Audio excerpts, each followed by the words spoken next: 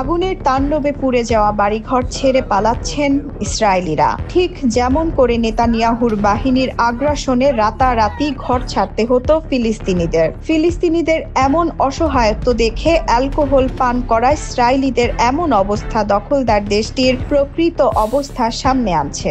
এক সপ্তাহ ধরে দাবানলে জ্বলছে নেতানিয়াহুর দেশটির বিভিন্ন অঞ্চল, তবে সেই আগুন নেভাতে পুরোপুরি ব্যর্থ ইসরায়েল। মরিয়া ইসরায়েল এখন হাত পাচ্ছে দেশে দেশে। দাবানলের তাণ্ডবে জ্বলতে থাকা আগুন নেভাতে পুরোপুরি ব্যর্থ নেতানিয়াহুর দেশ সাহায্যের জন্য হাহাকার শুরু করেছে।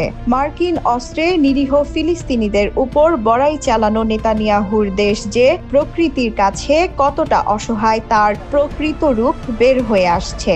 গাজায় নরক নামিয়ে আনার হুঁশিয়ারির বিপরীতে এখন সৃষ্টিকর্তা যেন ইসরায়েলের জন্যই খুলে দিলেন নরক দরজা। ফিলিস্তিনে ইসরায়েলি বাহিনীর হামলা আর বিস্ফোরণ দেখে অ্যালকোহল খাওয়া ইসরায়েলিরা এখন প্রাণ বাঁচাতে দিকবিদিক পালাচ্ছে। আগুন নেভাতে ব্যর্থ ইসরায়েল আন্তর্জাতিক সাহায্যের জন্য হাহাকার শুরু করেছে।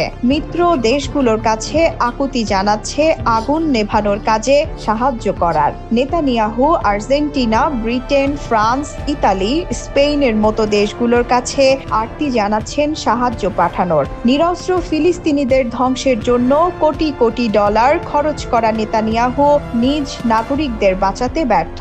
আর সরকারের এমন প্রকৃত অবস্থা দেখে ক্ষোভে ফুঁসছে গোটা ইসরায়েল। যুদ্ধের পর এবার আগুনে ক্ষয়ক্ষতিতে বিশৃঙ্খল পরিস্থিতি তৈরি হচ্ছে দেশটির বিভিন্ন স্থানে।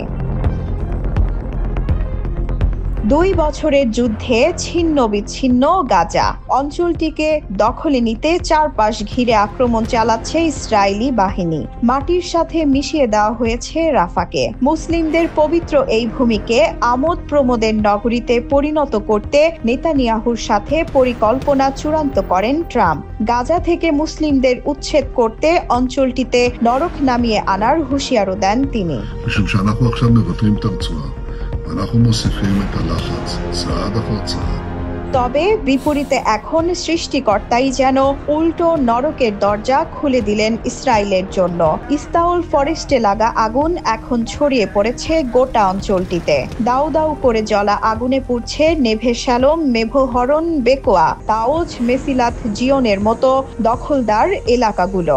মেমোরিয়াল ডের ছুটি কাটাতে যখন পুরো ইসরায়েল প্রস্তুত, তখন আকস্মিক এই আগুনে এখন পুরো ইসরায়েল জুড়ে নেমেছে বিপর্যয়। দাবানল নেভাতে নেতানিয়াহু মাঠে নামিয়েছে সামরিক বাহিনীকেও মোতায়েন করা হয়েছে আগুন নেভাতে। তবে নেতানিয়াহুর আগ্রাসী এই বাহিনীকে মারিয়ে দিয়েই নিয়ন্ত্রণহীনভাবে এগিয়ে চলছে আগুন, পুড়িয়ে দিচ্ছে নিজের গতিপথের সবকিছুকে।